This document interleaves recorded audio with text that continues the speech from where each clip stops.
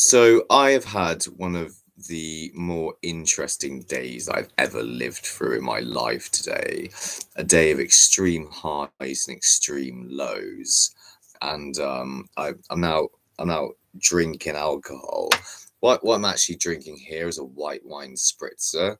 This is a famously feminine drink, but then again, I define myself, or I consider myself to be a gender non-conforming type of person, which is the exact sort of thing to get a lot of people's backs up in the world, generally speaking. Um, Mostly today, my efforts have focused on trying to talk to people about science rationally and trying to suggest things that I don't think ought to be that controversial, like the 93 times greater surface pressure on Venus, for instance, would generate obviously a great deal of downwards force towards the surface of Venus, which is demonstrably true, of course, if you look at things like the volcanic structures on Venus. There are an abundance of volcanoes on Venus, but they never really get a chance to form the same sort of volcanic structures we find on Earth exactly, because it's all flattened out. The lava magma comes out of the crust and then turns into a sort of pancake straight away due to the incredible forces on the surface. But like people, so like they've been doing things like suggesting that has no relationship to what we consider the weight of an object on a planet's surface. Like if you get a set of scales, right, that theoretically could withstand those pressures at all, they're going to remain operational for any meaningful amount of time.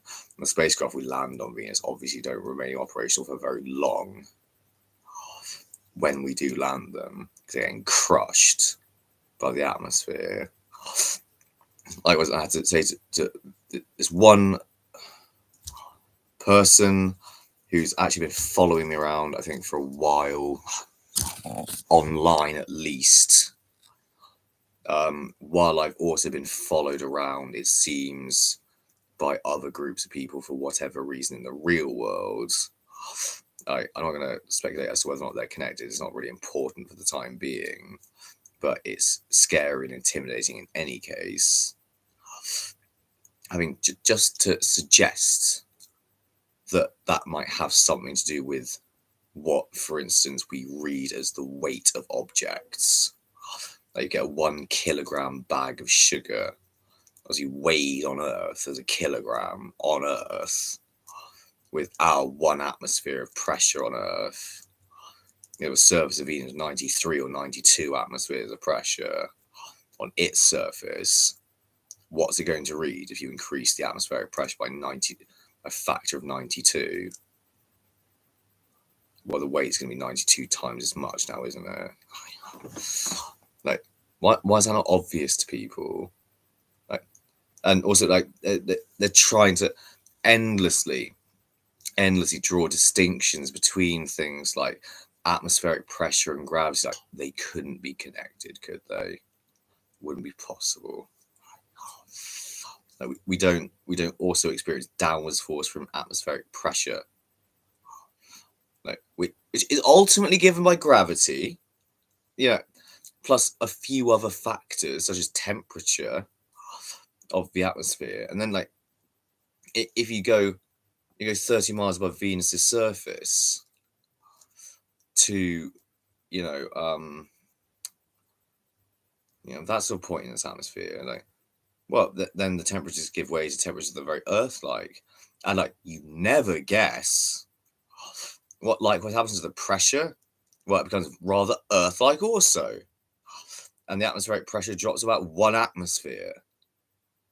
Bizarrely enough, like the ideal gas law would never have fucking applications in atmospherics.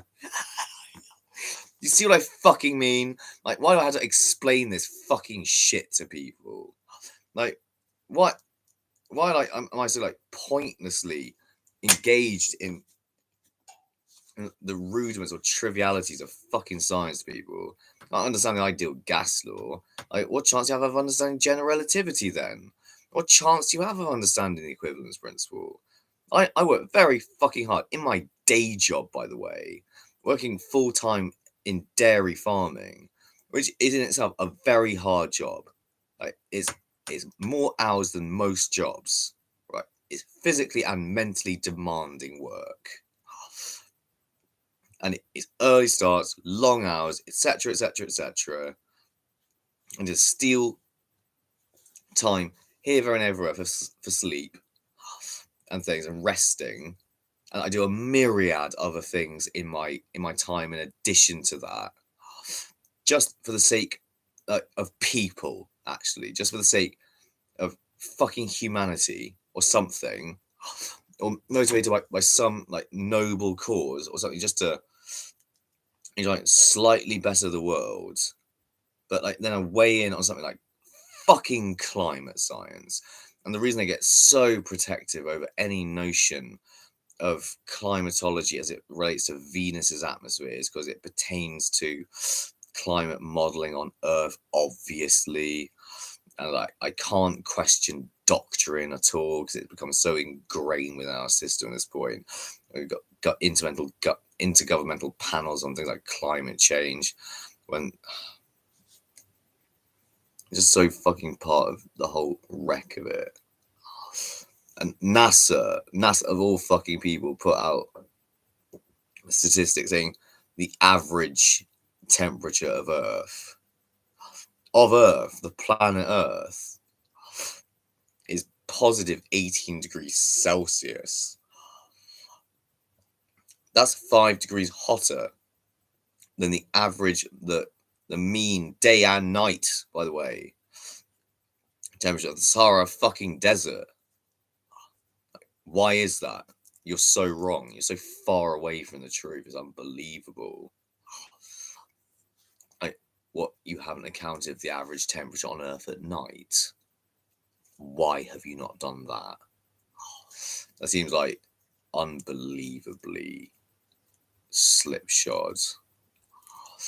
And I can't blame everyone, obviously. Like, not all scientists like have some agenda, even.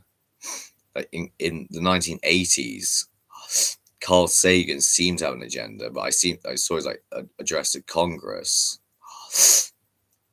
whatever it was. Even back then, in 1985, him suggesting that it is just visible light bouncing off Earth's surface, which is what people even today are suggesting on these forums like Quora, Stack Exchange. I'll get to that in a minute, even. But like,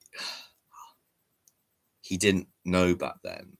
They didn't actually have the data from the sun that points to the majority, or the largest part, sorry, not the majority, it's nearly 50% of solar radiation, not quite, being in the infrared part of the spectrum, not visible light. He didn't even know that in 1985, yet people still bring this up today. They're, oh, no. You're wrong. You fuck off. You don't know your science properly. If that's visible light hitting the Earth, then it transforms into infrared, which carbon dioxide captures, and that's released back to the Earth. You see? Don't you understand? Like, no, I don't think you understand. Didn't know that until 1991. Well, we didn't have an indication of that until 1991, and then there've been successive experiments, more satellite data come from the sun, indicates it emits in the infrared, not visible light.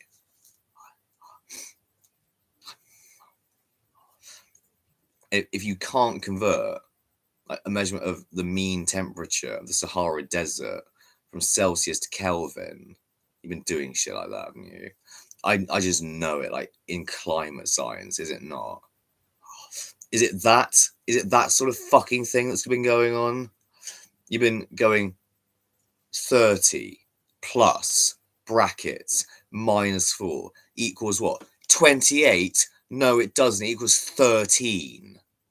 If you're averaging things out properly by adjusting for a notion of absolute temperature, I can't be fucked. You don't deserve it.